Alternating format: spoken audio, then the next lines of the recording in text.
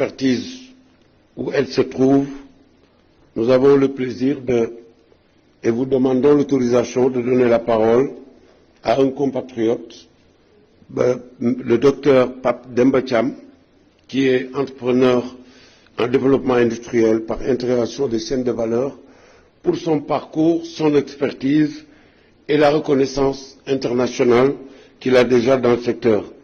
Je rappelle qu'il est ancien de plusieurs organisations internationales, dont des partenaires au développement comme la Banque mondiale, mais il est un des précurseurs de la mise en œuvre du contenu local au Ghana.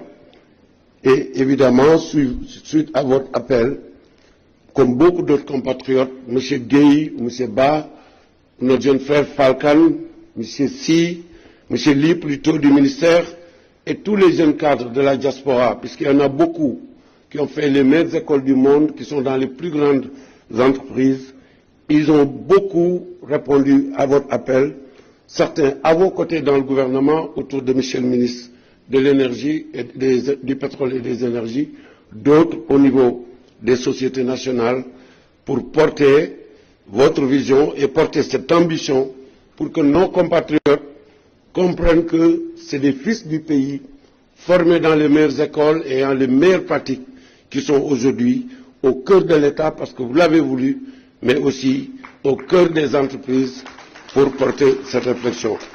Donc, Monsieur Pape Demba Thiam, vous avez 7 minutes, et en félicitations de votre engagement à devenir conseiller du COS-Petrogaz. Merci.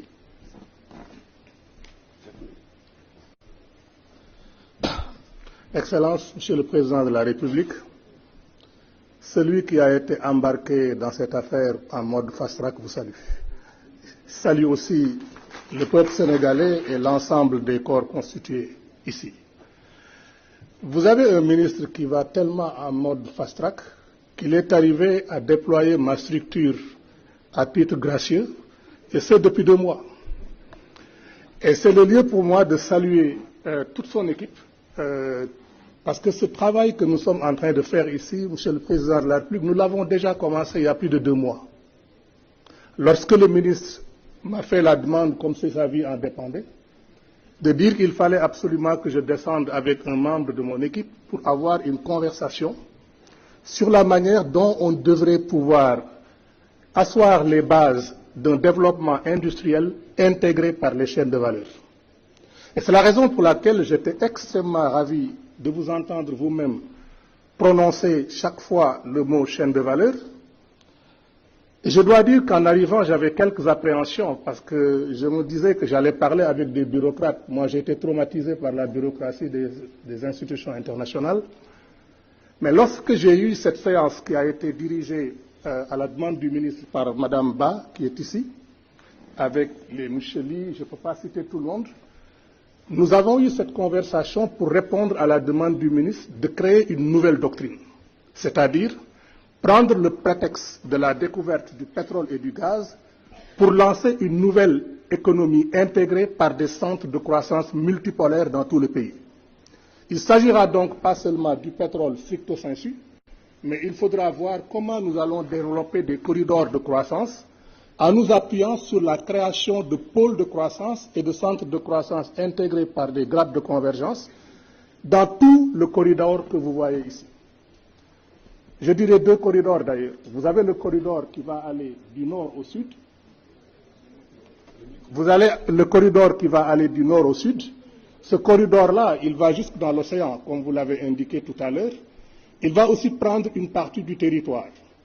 Mais nous allons aussi développer des corridors latéraux de manière à essayer d'inonder l'espace économique national d'une constellation d'activités économiques intégrées qui sont liées par des chaînes de valeur. Parce que, Monsieur le Président de la République, la croissance inclusive est une affaire de secteur et cette croissance ne peut être partagée que lorsqu'elle se produit sur des chaînes de valeur, et j'allais dire de valeur ajoutée.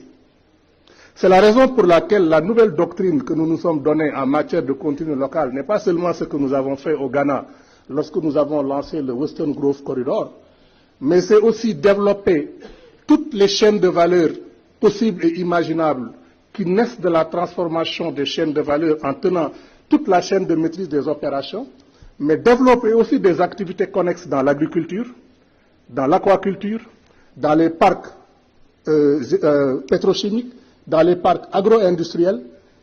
C'est-à-dire que le mapping de ressources dont vous avez parlé, Monsieur le Président de la République, va être un mapping de ressources sur tout l'étendue du territoire pour regarder de quelle manière on peut trouver des parentés opérationnelles, techniques et d'ingénierie entre ces divers pôles et les activités qui sont liées au pétrole.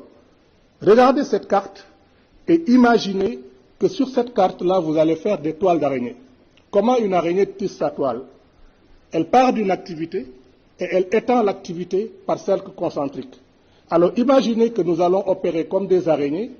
Chaque fois qu'on a un pôle, une grappe, une tête de grappe d'activité, nous allons essayer d'élargir les effets de polarisation qui attirent les gens vers ces secteurs, mais aussi les effets de diffusion d'opportunités économiques.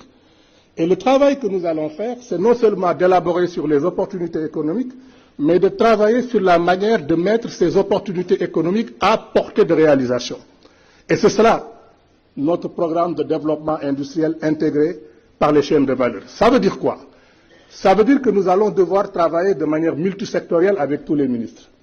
Lorsque M. le ministre m'a tordu le bras pour venir travailler il y a 2 mois, ça m'a donné l'opportunité de penser tout de suite à un autre ministère, qui était le ministère de l'économie numérique.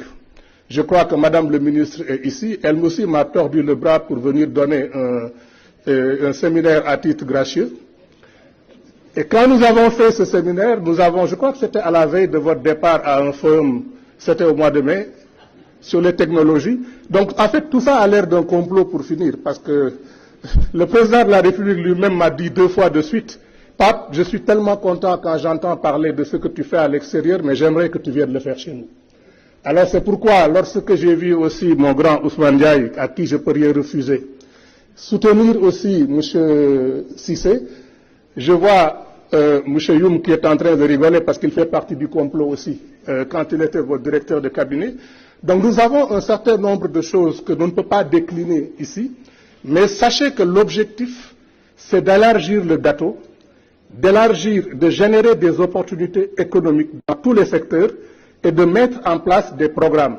Et je suis content que vous ayez comme ministre de l'économie un frère, Amadou Hott, avec qui nous partageons essentiellement des visions paradigmatiques.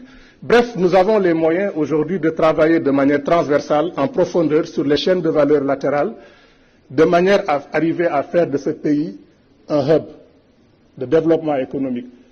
Je vous ai soumis un certain nombre de projets, j'espère que nous allons pouvoir discuter. Il concerne par exemple le projet de chaîne Logistic City, parce que ce pays peut devenir une sphère logistique en liant toutes ses activités. Mais nous avons aussi des projets dans le domaine de développer, par exemple, des centres de croissance multipolaires avec l'artisanat, qui permettraient d'utiliser, par exemple, l'artisanat et l'ameublement, qui créerait, par exemple, une ville de l'ordre de 80 000 emplois, c'est-à-dire 800 000 personnes, qui travailleraient dans cette ville parce qu'ils participent à la chaîne de valeur. Et ce qui est intéressant, c'est que cela permettrait d'utiliser les produits de polymérisation du pétrole pour soutenir aussi l'industrie d'ameublement. Je vais m'en arrêter là parce que je ne sais pas si mes 7 minutes sont déjà parties. Et je me mets à votre disposition. C'est un travail d'équipe et le ministre des Infrastructures pourra aussi profiter de notre collaboration pour voir comment nous allons générer des demandes d'investissement en matière d'infrastructure, mais surtout comment on va monter des systèmes d'ingénierie économique financière pour pouvoir faire du partenariat stratégique sur les chaînes de valeur et lever les fonds. Merci beaucoup.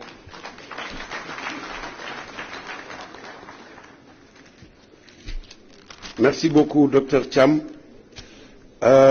Maintenant, nous avons effectivement terminé l'ensemble des présentations. Nous allons donc commencer le point important sur le débat, que la parole va être donnée à la salle.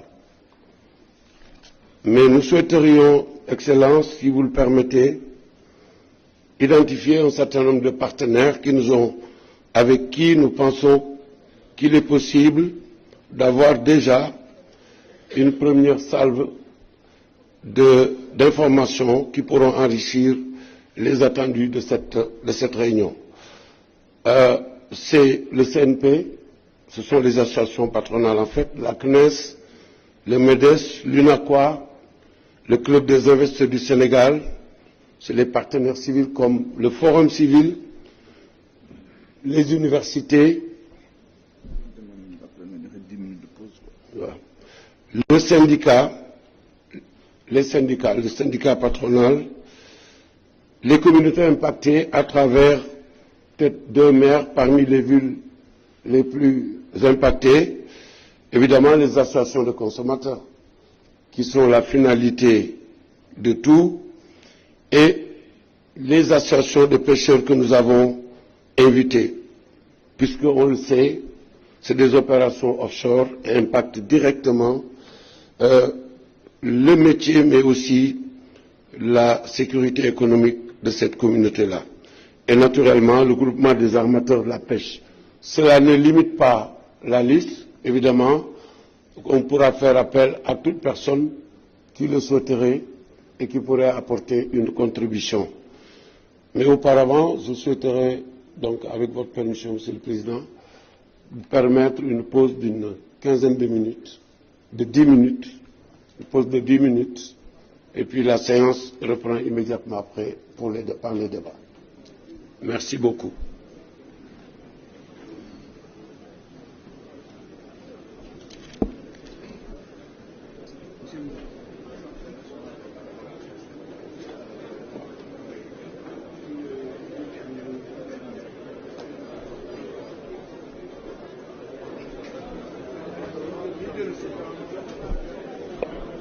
Maman.